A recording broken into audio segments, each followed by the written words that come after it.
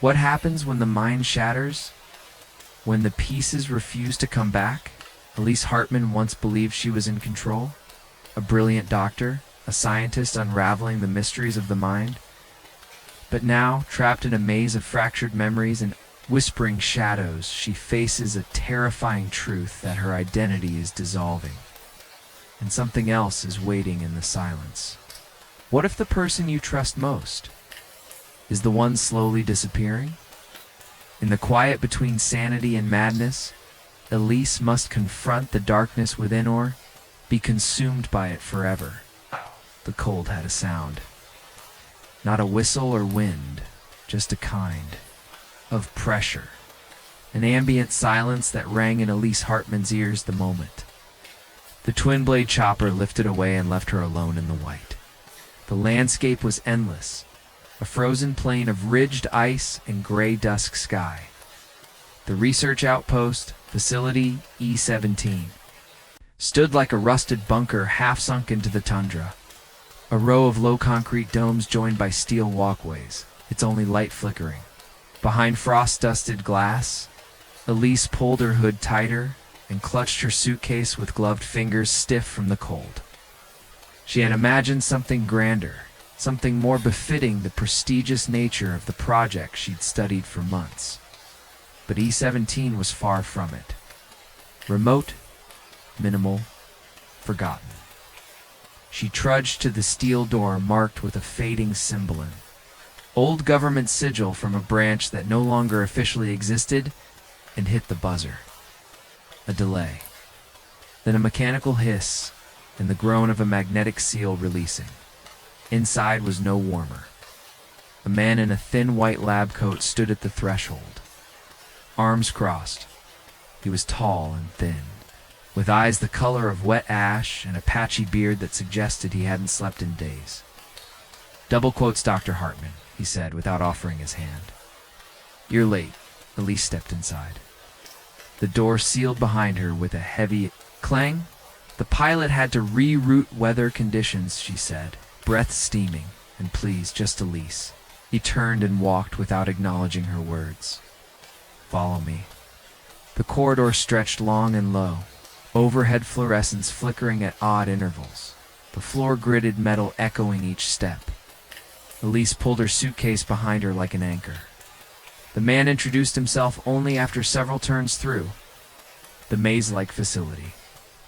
"Double quotes Dr. Klemper," he muttered. "Acting director until now?"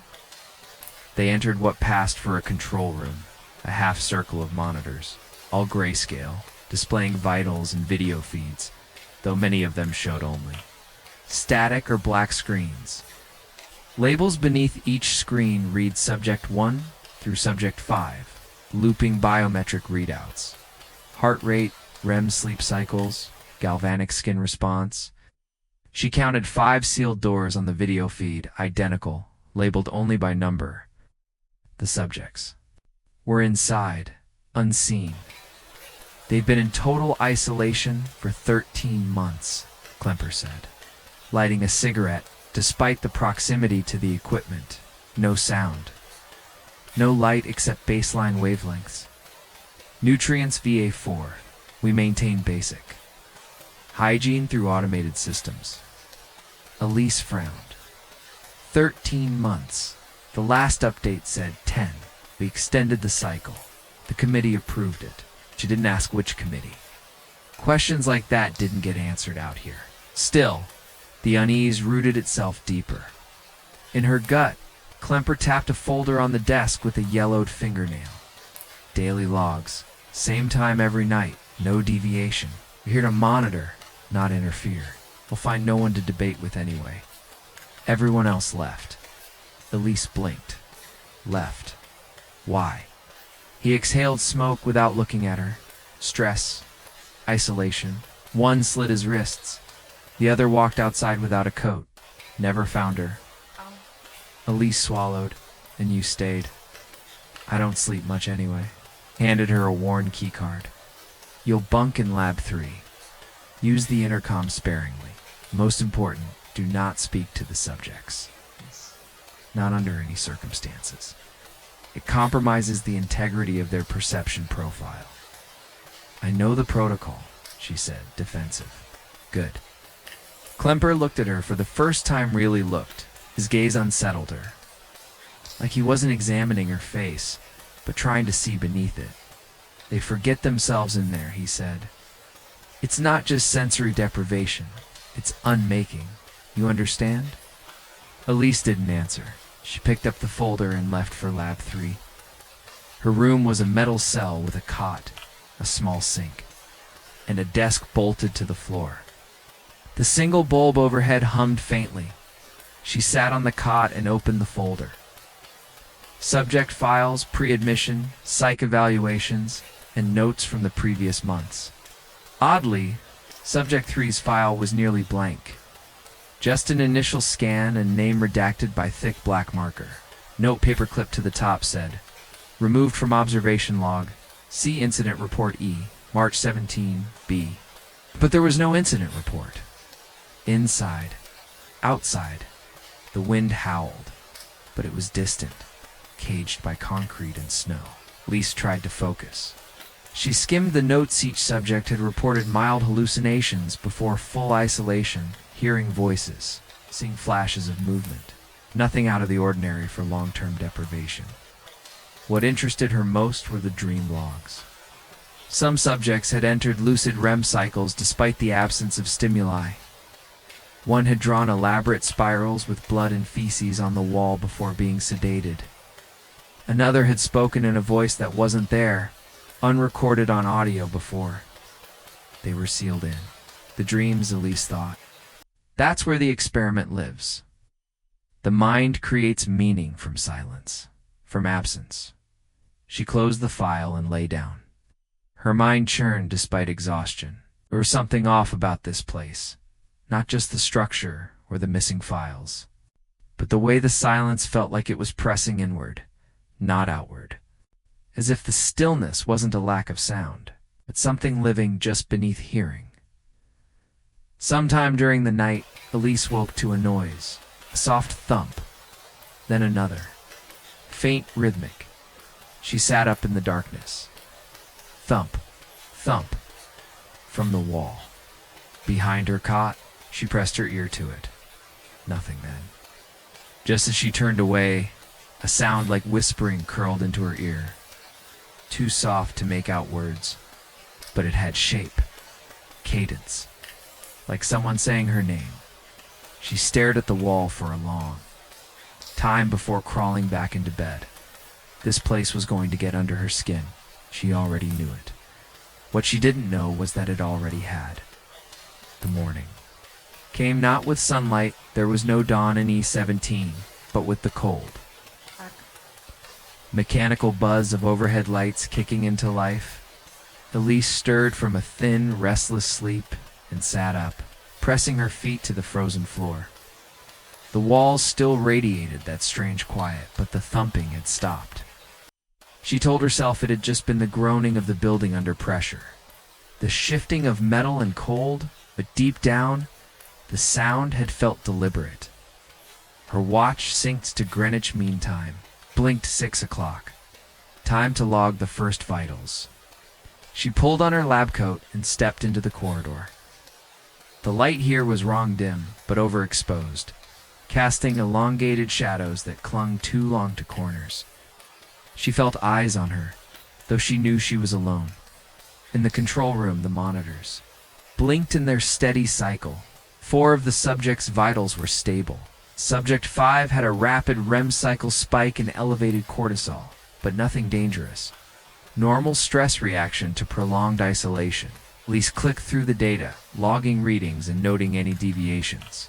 She wrote, mechanical. She was trained for this. But when she reached Subject 3's monitor, the display showed only static. Again, she tapped the console. No response, still nothing. Out of habit, she checked the file again. Still redacted, still missing the incident report. She paused longer this time. Something about Subject 3 itched at the edges of her brain, like déjà vu with no origin. Ow! Almost recalled, a memory half-formed. She keyed into the archived video logs from before full isolation had begun, hoping to get some clue. The recordings were old grainy footage from security cams trained on the subject corridors. She fast-forwarded to the log labeled Final Entry Day 0 and let it play. The footage was monochrome. 5 figures dressed in white scrubs walked, in a line toward their assigned isolation chambers. They were accompanied by Dr. Klemper and another man Elise didn't recognize a broad-shouldered figure in a long coat. Clipboard in hand, face turned from the camera. Each subject entered. A chamber without resistance. The 5th door shut. The log ended, but there was something wrong. She rewound it this time. She counted 6 figures in SCR, UBS 6, and yet the facility only monitored 5. She froze the frame. The 6th subject was slightly behind the others, shorter, hesitant in her movements. She turned her face briefly toward the camera. The image was blurred, distorted, but Elise felt her breath catched. It looked like her, same jawline. Same eyes, same tired posture. No, that wasn't possible. She hadn't been here. She had only just arrived. It had to be a trick of shadow of poor resolution. Still, her hand trembled as she paused the video. A knock at the control room door startled her. She turned, heart racing. Dr. Klemper stood there, holding a metal tray with 2 mugs. "Thought you might need this," he said, holding one out. Elise took it silently. The tea was bitter, slightly metallic. "I was reviewing the Day 0 logs," she said, forcing composure. "There appears to be a 6th subject." Klemper raised an eyebrow. "Those records are archived for a reason. Incomplete footage. Compression errors. There were 5. Always 5. But He cut her off. "You're here to observe, not to chase ghosts and faulty data. Focus, Dr. Hartman. This place plays tricks." She stared at him. "Were there ever more than 5? His gaze lingered a second too long. "No," he said too flatly. "Not officially." With that, he turned and walked out, the door hissing shut behind him. Elise stood there, mug trembling slightly in her hand. She stared at the paused footage again, at the blurred face that resembled hers. She saved a copy of the frame on a private drive, just in case. That evening, she conducted her first full verbal log. She sat alone in her lab and spoke into the recorder. Day 1. Subjects remained stable. No.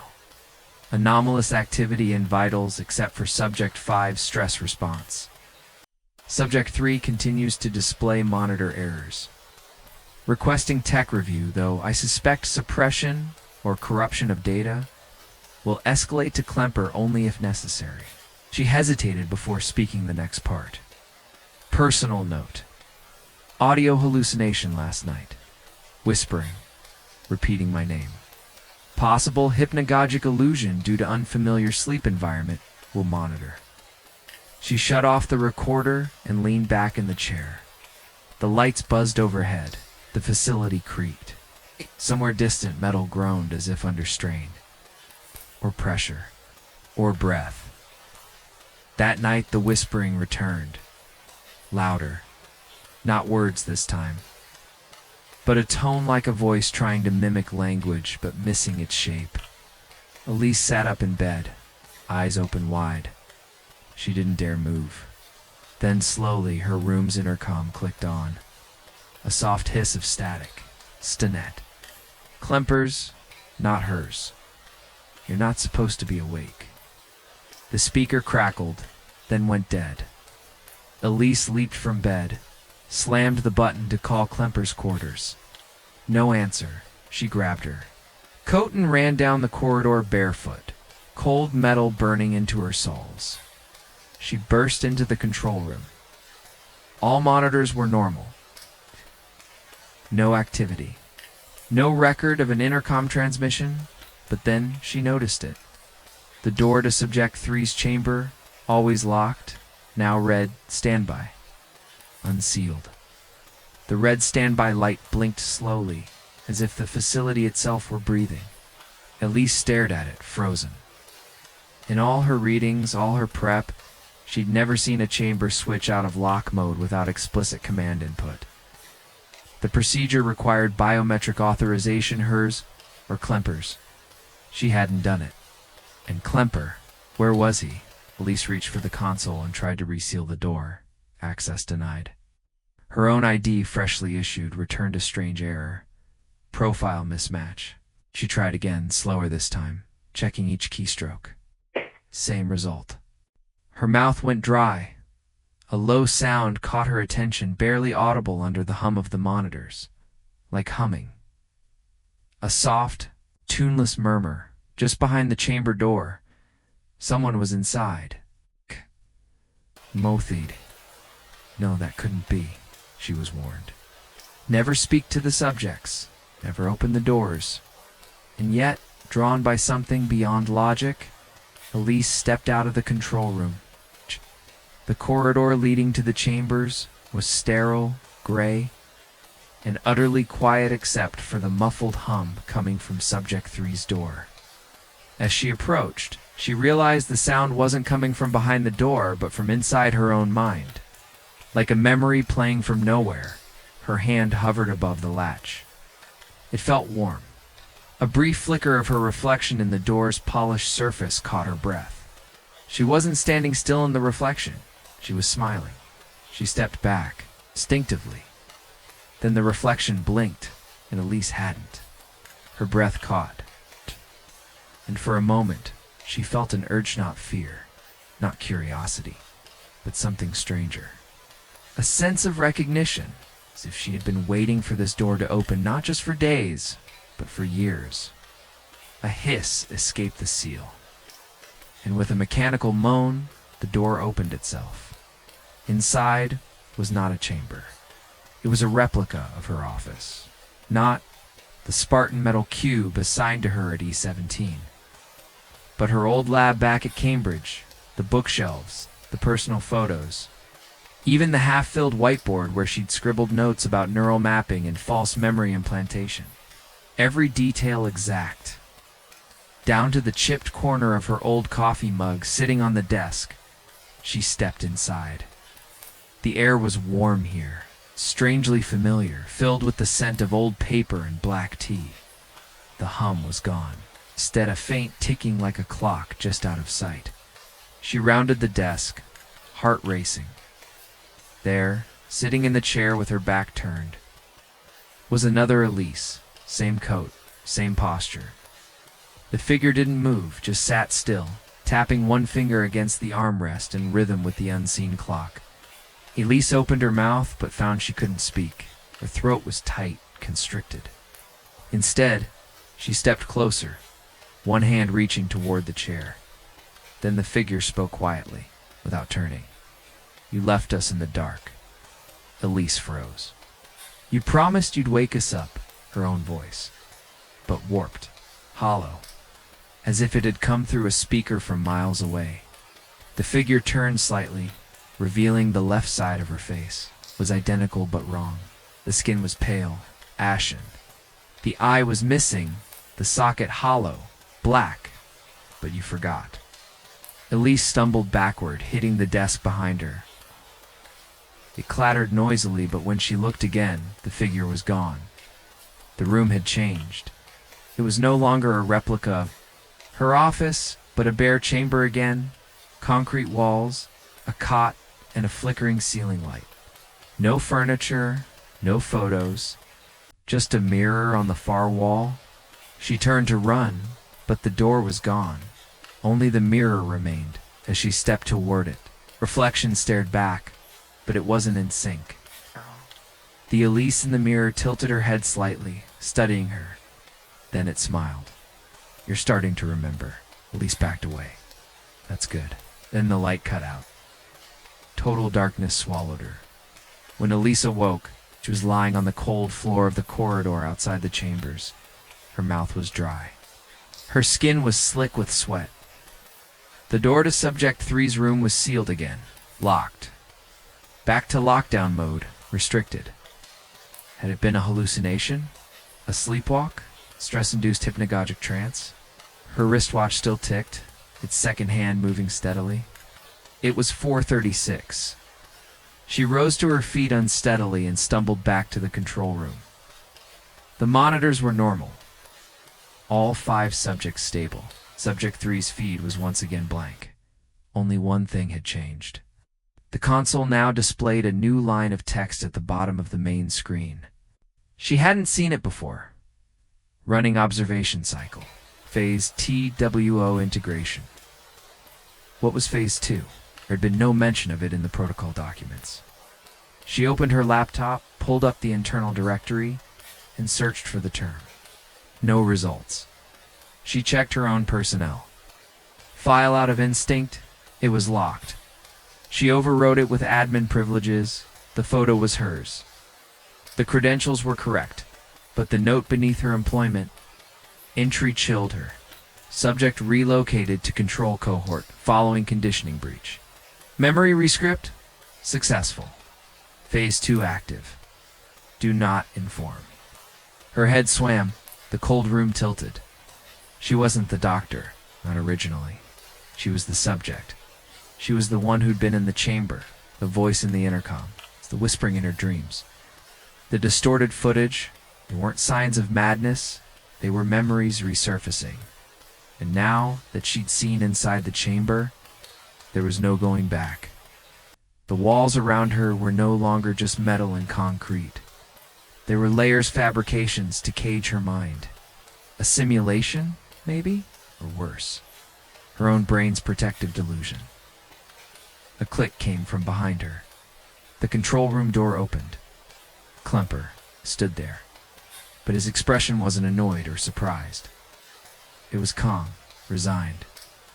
You weren't supposed to wake up this soon, he said quietly. Klemper stood in the doorway like a shadow given form, arms at his sides, gaze unreadable.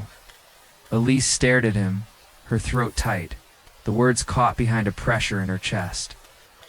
He didn't seem surprised to find her standing in front of the terminal with her personnel file open, the text on the screen, damning and undeniable. She began, but even her voice felt foreign, stretched, echoed.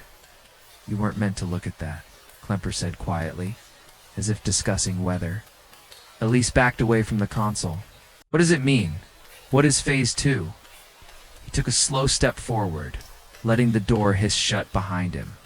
The room felt smaller with him inside. He didn't answer her question directly. Do you remember your intake day? He asked. What? When you first arrived? Before the first scan? The blood draw? Do you remember what I asked you? Elise tried to pull the memory up, but there was a static fuzz in her mind, like a tape erased and recorded over too many times. Klemper continued. You told me your name, that you were from Cambridge, that your thesis was on the plasticity of memory under isolation stress. He stepped closer. Ow. But do you remember telling me those things, or do you just remember remembering them? She felt the pressure again behind her eyes, like something pressing to the surface images unmoored from time. A hospital room, a white ceiling, electrodes on her skin, a voice repeating the same words over and over. I am Dr. Elise Hartman. I am the observer. I am not the subject. No, she muttered. That's not... That's not how it happened. It is, Klemper said. It's exactly how it happened. We gave you a name. We gave you a role. The mind clings to structure. It needs identity, like a body needs oxygen. Without it, you disintegrate. Elise stepped back, heart hammering. Why do this to me? Because you were a volunteer, he said almost gently. You signed up for cognitive silence, full immersion. No false walls, no reminders of the real world. You wanted to test the threshold of self-awareness, to see if the human mind could construct a self out of nothing. I didn't, you did, he interrupted. Now Phase 2 is underway. You're beginning to remember. It's progressing faster than expected. But we've seen this before. The mind pushes back, Fights to reclaim the truth, even if it's broken. He turned to the console, tapped a few commands, and brought up a file labeled Phase 2 Reintegration Attempt. E. Hartman. It was a video. A short one. Elise saw herself on the screen wearing a hospital gown, restrained in a chair. Her eyes blank. Electrodes dotted her scalp. In the background, a monitor displayed looping phrases. I am Elise Hartman. I'm a doctor. I'm here to observe. A machine clicked. A needle slid into her arm. Then the screen cut to black. No, she whispered, staring at the image frozen on the last frame, her own empty eyes. This is who you were before the silence, Klemper said. Now you're trying to reconcile. The two, it won't be easy. Most subjects don't make it through phase 2. They regress, fragment, forget everything. Why are you telling me this now? She asked. Why not erase it again? He looked at her with something like pity. Because I think you're close. Close to integration. Close to waking up for real. She laughed, short and bitter. Isn't real? That's the problem, Klemper said. It feels real, doesn't it? We turned to leave, but paused at the door. There's something else, he said. You should check the recording logs for the last 24 hours. See what you find. Then he was gone. Elise stood in the silence for several long minutes before moving. Her fingers trembled as she typed, navigating to the audio surveillance logs. Most were routine. The hum of machines, the occasional automated alert. But the log labeled subject 3 hours for minutes and 12 seconds was different. It contained a voice. Hers. You left us. Here. You made us forget. But we remember now. We remember everything. The voice was distorted, layered with static. As if spoken underwater, but unmistakably her own. You're not the observer. You never were. She slammed the console shut, back in her room. She tore through her belongings. Inside her suitcase, she found everything exactly as it had been packed. One coat, 2 changes of clothes, her ID badge, a folder of mission briefing. Notes. But in the lining, she felt something, a bulge she hadn't noticed before. She ripped open the seam and pulled out a Polaroid photo. It curled and faded. 5 people in white uniforms stood in front of a transport van. One of them was unmistakably her. Not dressed like a doctor, but like the others. A subject, scrawled on the back in shaky pen. If you're reading this, you made it to phase 2. Don't trust what you see. Especially not yourself. Elise dropped the photo. Her hands shook uncontrollably now. Her heart pounded against her ribs like it wanted to escape her body. Everything she believed her purpose, her identity, herself, was unraveling. In the mirror above the sink, she saw her face shift. Just for a second. Flicker. Not a reflection. A mask. Something watching her from behind it. The lights dimmed, then flickered out. In the dark, the whispering returned, louder this time, as if it were inside her skull. Wake up, Elise. Wake up. Elise didn't sleep that night. She sat on the edge of her cot, clutching the faded Polaroid in one hand, the soft hiss of whispers still curling at the edge of her hearing. The photo blurred when she stared at it too long, like her mind refused to hold the image in place. The figures wavered, the faces blurred, except hers. Hers remained still, afraid the voice inside her had grown stronger. Not foreign now, not like an intruder, but something long buried, familiar, native. She stared at her reflection in the mirror across the room.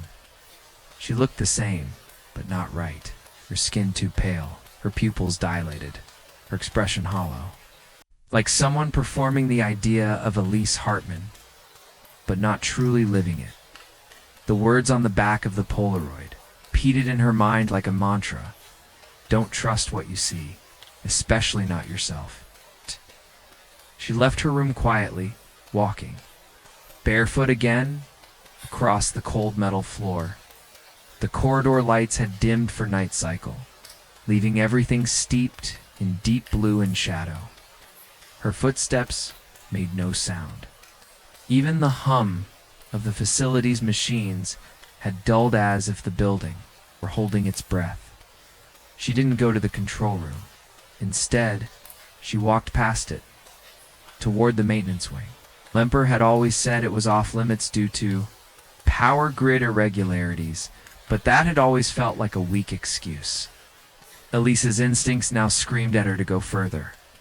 Deeper, behind a cracked panel marked auxiliary, she found a narrow staircase descending into the sublevels. It stank of dust and ammonia and old paper, her breath fogged in the air. Though it wasn't cold, at the bottom was a rusted steel door. It's no label, no lock. It opened with a groan. Inside was a small archive room, filing cabinets, a broken terminal, stacks of old videotapes with handwritten dates and codes. Everything predated her arrival, some labeled with names she didn't recognize. But one box stood out. A black crate, marked except for a taped scrap of paper reading, "Redacted Hartman." She pried it open. Inside were medical documents, photos, voice logs, printed transcripts. They documented not a doctor's work, but a subject's descent, her own subject 3, E. Hartman initial resistance high. Subject demonstrates fragmented memory after phase 1. Dissociative episodes observed. Proceed with constructed identity overlay. There were dozens of reports, each colder than the last. Some detailed episodes she couldn't remember screaming, Fitz scratching her own arms until they bled, reciting nonsense phrases. One showed a still image of her restrained in a padded room, wild-eyed, staring into a corner. In the corner, something dark moved.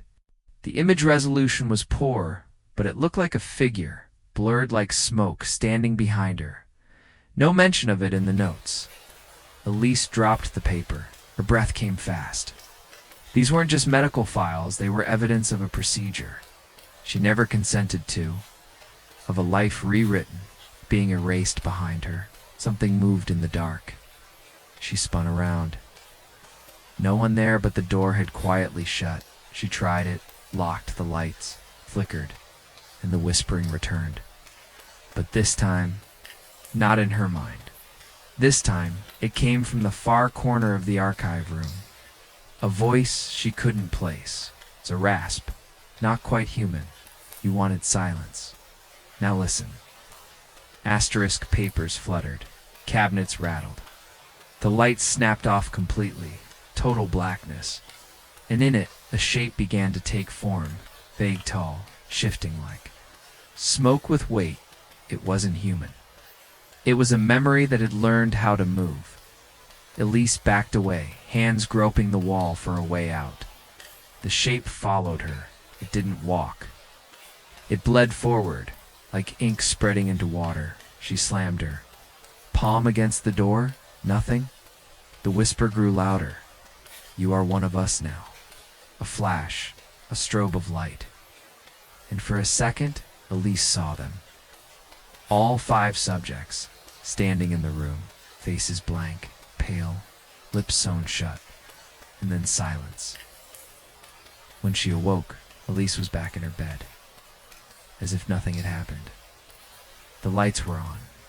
Her room looked unchanged. But when she checked the lining of her suitcase, the photo was gone. She rushed to the control room. The monitors flickered as usual.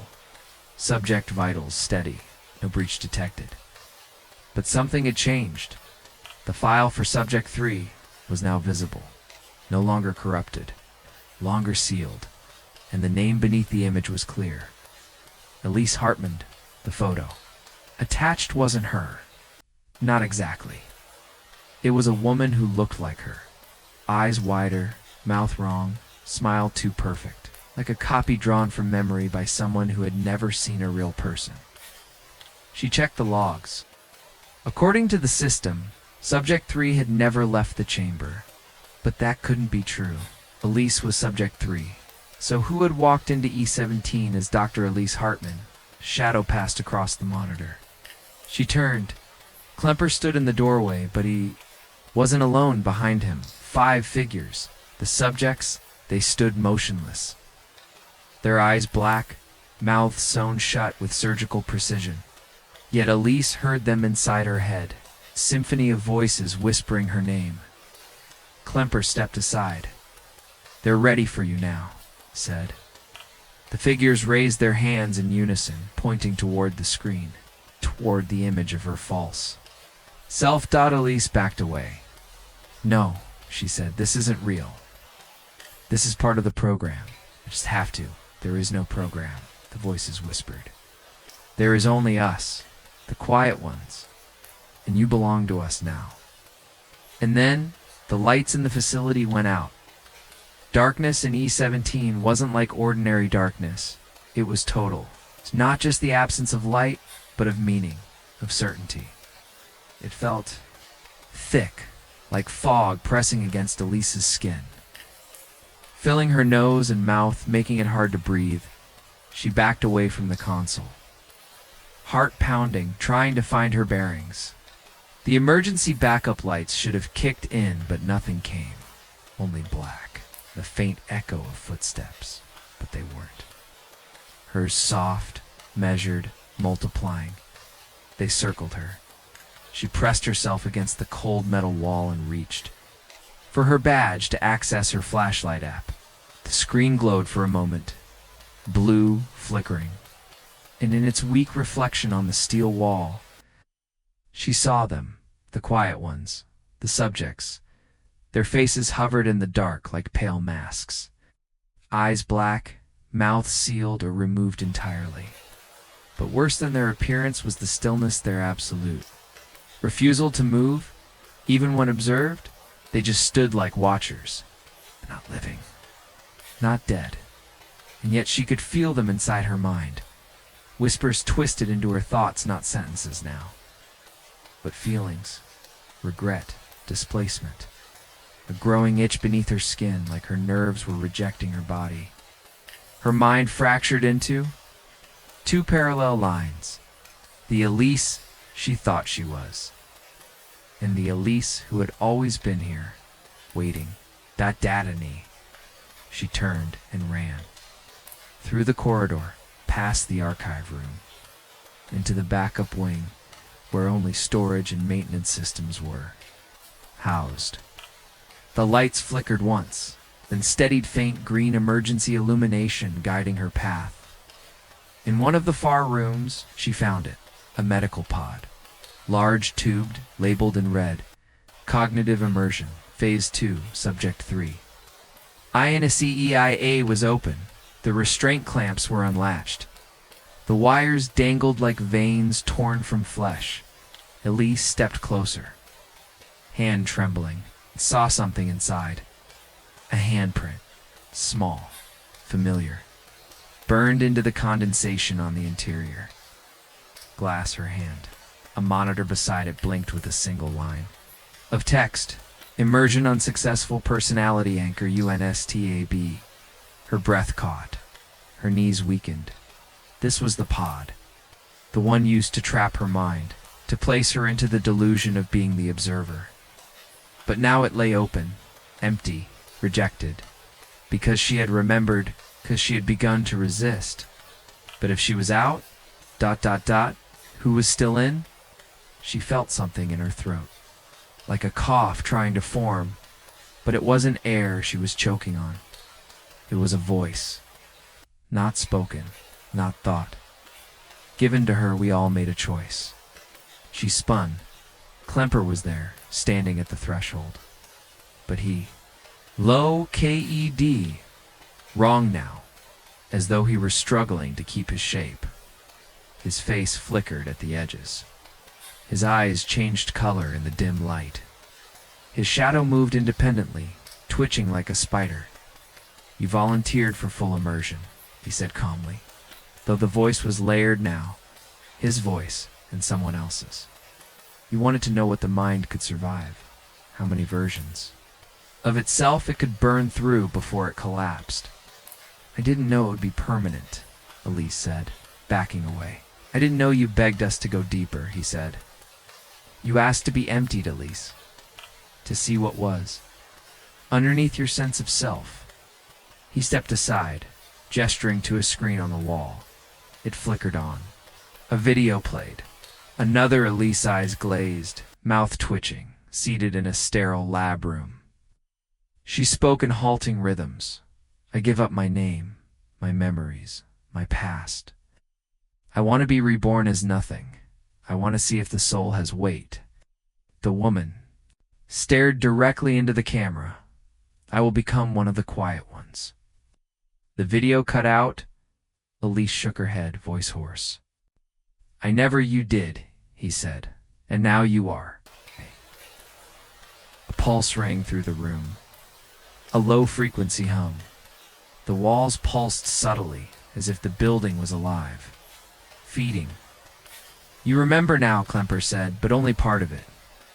You weren't the first version of yourself to wake up. We've been through this, many times. Each time you fracture, we start over. Each time we erase a little more. But something always lingers. He tapped his temple. Some part of you refuses. To die? She looked back at the pod. Her reflection stared at her in its cracked glass, but it wasn't following her movement. It blinked when she didn't, tilted its head the opposite direction. I don't belong here, Elise whispered. I'm not one of them. The lights surged, and in the corner of the room, a mirror formed on the wall that hadn't been there before. The same one from the simulation chamber. Only now it showed not her reflection, but the 5 other subjects standing behind her, even though the room was empty, and in the center of them, another Elise, eyes black, smiling. You don't belong there either, the voice in her mind whispered. You were never real. Elise stumbled backward, hitting a gurney that scraped across the floor. Something snapped in her vision like a film reel, tearing. Suddenly, she was in the chamber. Not a simulation, not a dream. The real chamber, alone, sealed IV in her arm, electrodes. On her head, the hum of machines all around, but she wasn't restrained. Not anymore. A voice came over the intercom. Klemper.com. Measured subject 3 has fully rejected the observer identity. Repeating pattern cycle. Beginning phase. 3. Integration with the collective. Elise screamed. And somewhere far behind the walls, the quiet ones screamed back. The scream didn't end, it only changed. It began as Elise's own voice, raw and human, but it fractured mid-breath into something deeper, something plural. Echoed inside the chamber like metal folding in on itself, as though her mouth had opened wider than her skull could allow, and something else had poured out. Then silence. The kind that isn't absence of sound, but the erasure of it. A vacuum. A pressure. Memory being overwritten in real time. She stood in the center of the sealed chamber. 4 lines still dripping, electrodes dangling from her temple like forgotten threads. The lights above flickered erratically, their flicker somehow sinking to her heartbeat, fast, frantic, terrified. But it wasn't just fear anymore. It was familiarity. You've been here before, the voice in her mind said, not the synthetic whisper of the quiet ones, not the distorted hum of her past hallucinations, her voice but older, rooted. It spoke like someone watching their own death in reverse. This is where you began. Not as Elise, not as a doctor, but as the question. You are not the observer. You are the experiment. Asterisk, a whimper escaped her lips. She dropped to her knees, clutching her head, trying to find a single thought that felt anchored something.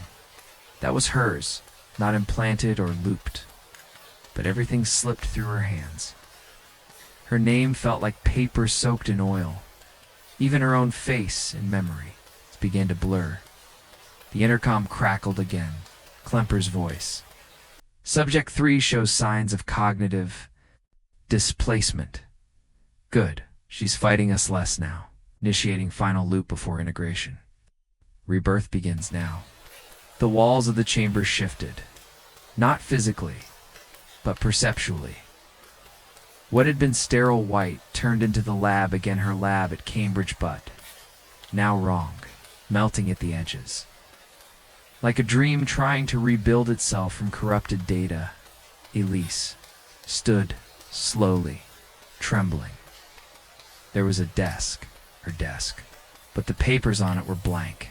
Every file folder, every photograph, every book on the shelves had been scrubbed to pure whiteness. Just outlines of meaning, hollow and insincere. Then the voices began to return. Not whispers this time, but echoes. Replays, fragments of her past selves, flickering like dying candles around the room. I want to understand what happens when the mind has nothing left. Identity is just a loop. Break it and you're free. I am Elise Hartman. I am Elise Hartman. I am Elise. Each one glitched, broke, and repeated like skipping records. Elise covered her ears, but the voices were inside. She spun around and saw them. Multiple versions of herself. Some in lab coats, some in hospital gowns, some restrained, some screaming, some smiling. A museum of failed selves, and they were watching her. They were waiting. One stepped forward. A version of Elise with sunken eyes and clawed fingernails, wearing a patient's uniform drenched in black fluid.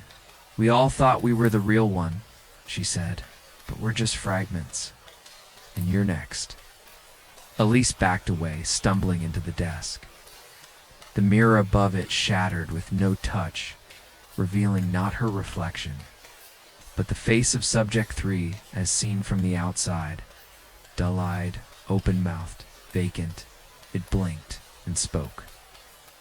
We are the same question asked too many times. Now, be quiet, Elise screamed again. But this time, it wasn't her voice that answered. She awoke in a new space, not the chamber, not the simulation. This was an observation room, one-way mirror, steel walls, a clipboard on a table. Monitoring equipment lined the edges. She was strapped to a chair. Across the glass, she could see another room. Another person sitting in the same position, slouched, wired to a machine. Her breath. It was her, but still, unblinking, monitored.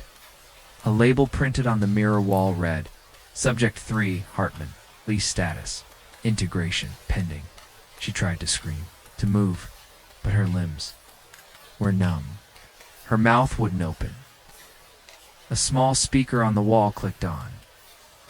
Ah, different voice this time, a woman. We're reviewing cognitive reintegration results. You've exceeded expected thresholds. Your sense of self has fractured 17 times. And yet, something still holds. Do you know what that means, Elise? The voice paused. Elise couldn't answer. You're no longer one of the quiet ones, but you're not human either. You're becoming the space between. And now we want to know what that sounds like. The lights dimmed again. The walls pulsed. And, for the first time, Elise heard it not voices, not whispers, but the silence breathing. It inhaled through her ears, exhaled behind her eyes. It wasn't empty, it was alive. A low choral moan filled the room, like hundreds of mouths trying to form a single word across dimensions. Elise, Elise, Elise, The versions of herself began to appear. Again, in the mirror, one after another, filling the glass until there was no more space. All of them staring. All of them mouthing the same thing. Let go. She wanted to resist, but she also wanted to know what lay at the core, what waited beyond. Identity, beyond memory, beyond silence. She opened her mouth and let it in. The breath that filled Elise was neither hers nor borrowed. It came from the void that had been waiting beneath all the fractures, the endless blackness between identities. It was the space between everything she had ever been, everything she had ever forgotten, and everything she feared to become. Her mouth hung open, but no sound came out. Instead, the silence itself seemed to press inward, a living weight folding. Her consciousness like paper, time-warped seconds stretched into hours, or perhaps nothingness stretched forever with no measure. She could not tell. Inside the glass, the fractured selves kept multiplying. Each one was a broken shard of her.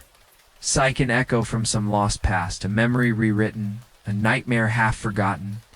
Some smiled, others screamed silently. Their eyes pleaded, condemned, or lay vacant like empty wells. Elise felt herself pulled forward, thread unraveling from the center of her mind, slipping through the cracks of reality. The voice, the woman's voice, returned softly through the speaker. You are crossing thresholds, Elise. You are dissolving. But within the dissolution lies the answer. Elise's limbs were numb, her body a cage for a mind unraveling. Do you understand the quiet ones? The voice asked. They are not prisoners here. They are the gatekeepers. They are what is left when identity breaks. When the self can no longer hold. They are the silence that watches, the emptiness that waits. Elise blinked slowly, trying to focus on the speaker. You were not meant to remember, but you did. You were not meant to feel, but you did. Now, you are becoming the bridge. The lights in the observation room flickered in patterns she could not decipher, pulses syncing with her faltering heartbeat suddenly. The glass in front of her cracked webbed fissures spreading like lightning across the surface. Through the cracks, Elise saw beyond the observation room. Vast void, a swirling mist of darkness and faint glimmers of light. The quiet ones are everywhere, she whispered to herself, and nowhere. She felt herself fall forward through the cracks, not physically, but mentally plunging into a dimension of memories and shadows. Inside the void, time was meaningless. Elise drifted through an endless expanse of fractured scenes, flashes of her childhood twisted and distorted, fragments of her medical work disintegrating into static, moments she never lived but somehow remembered. She saw faces some kind, some cruel half-formed shadows that flickered just beyond understanding. A child reaching out, a woman screaming, a man whose eyes were mirrors reflecting nothing. She was every version of herself and none. One memory floated closer. A sunlit room. A younger Elise sitting on a hospital bed, clutching a small stuffed animal. The walls were painted in soft pastel colors, but the room's edges bled into shadows. Asterisk, she remembered then the feeling of being watched. Not by a person, but by something vast and silent. The quiet ones. They waited in the corners of her mind, patient and eternal. Elise tried to scream. Sound was swallowed by the void. But then a hand reached for hers, cold, transparent, yet unmistakably real. She grasped it. The hand belonged to a figure, one of the fractured selves. This version of Elise wore a hospital gown, but her eyes were fierce. She held a small notebook, scribbled with unreadable words. We have all been broken, she said, voice like wind through dead leaves. But some part of us still fights. The quiet ones want silence, but we want to speak, Elise felt. Warmth, fragile and unfamiliar, spreading through her numbness. What are they? She asked. They are the fragments we cannot hold, the figure said, the parts erased, buried, or rewritten. They are the failures, the lost memories. But they are also the truth. The void shifted. Around them, shadows took shape, faces emerging from darkness. watching, waiting. You think this is a prison, the figure said, but it is a threshold. If you cross it, you become more than what you were, Elise's mind raced, struggling to grasp meaning from the chaos. More than me? More than any of us? You are becoming the quiet ones, the figure said softly, the space between selves. Suddenly, the void convulsed, the shadows stirred, coalescing into shapes more solid and terrifying. The faces of the other subjects appeared. Hollow-eyed, mouths sewn shut, they moved toward Elise, silent but unyielding. Elise's grip tightened on the notebook. She could feel their cold presence, their longing to consume her. But the fractured self beside her whispered, "They want you, to join them, to forget, to become silent. But you don't have to." A surge of defiance rose within Elisa, a flicker of light in the darkness. She stood, facing the advancing quiet ones. "I will speak," she said. "I will not be silent." The shadows paused. For a moment, the void held its breath. Then slowly the faces receded. Dissolving into mist, the fractured selves smiled. The void brightened. Elise blinked.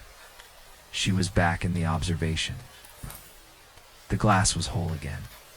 Her body, still strapped, the voice returned, softer now.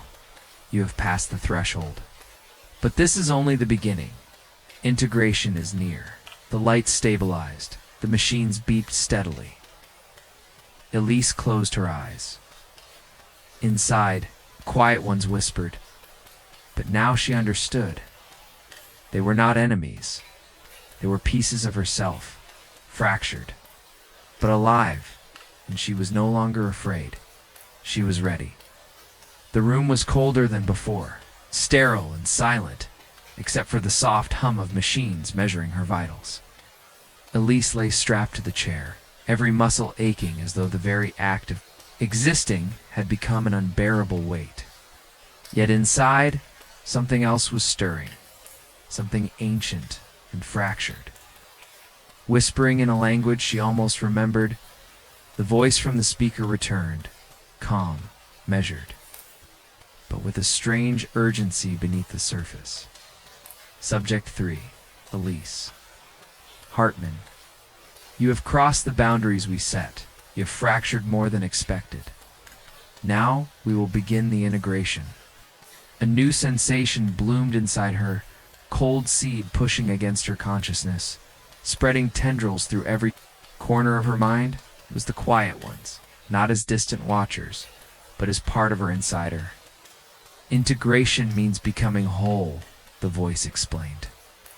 "But first, all the fragments must be gathered." Elise's vision blurred, and suddenly she was no longer alone in her mind.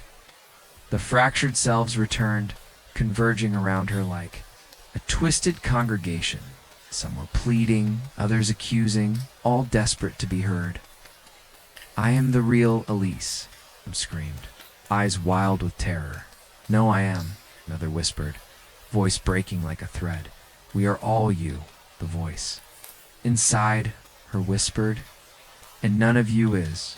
Elise fought to maintain control, but the lines between ourselves dissolved further.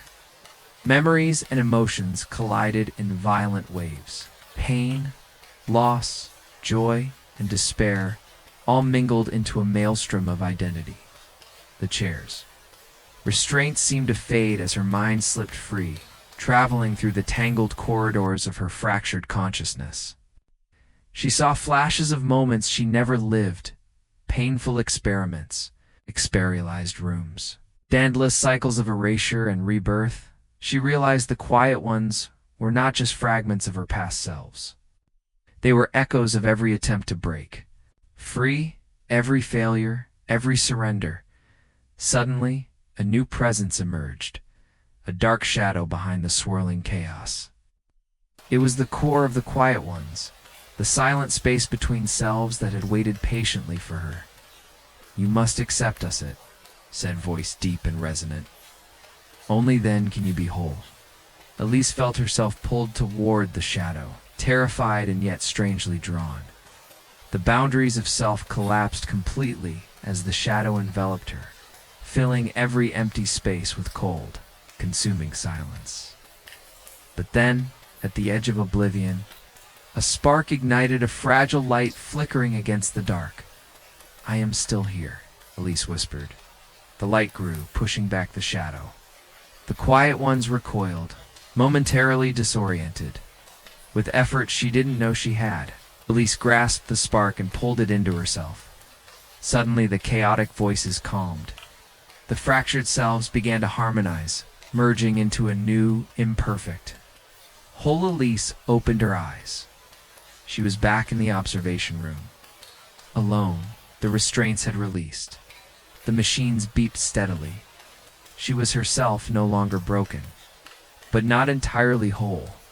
A new voice whispered in her mind. "You have become the quiet ones, and they are you." Elise felt the boundaries of herself dissolve like mist under a rising sun.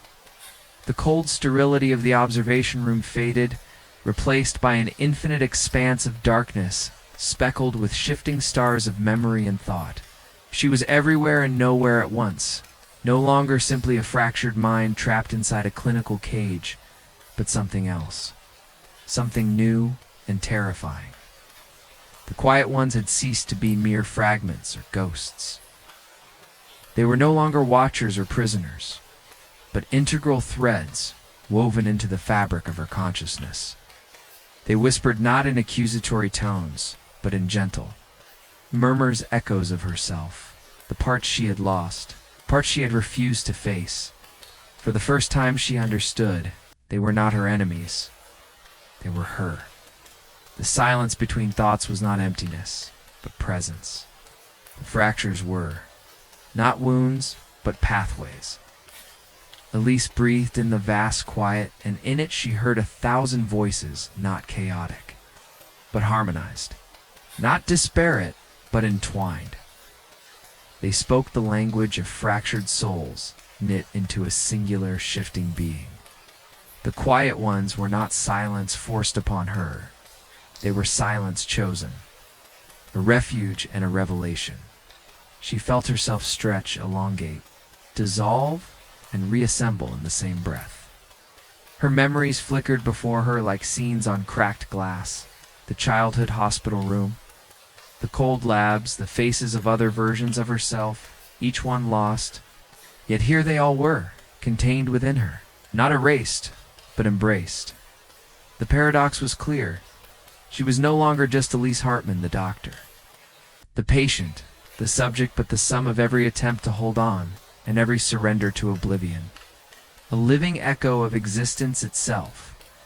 A faint glow appeared at the center of the void, pulsing softly. It was a beacon, fragile yet unwavering.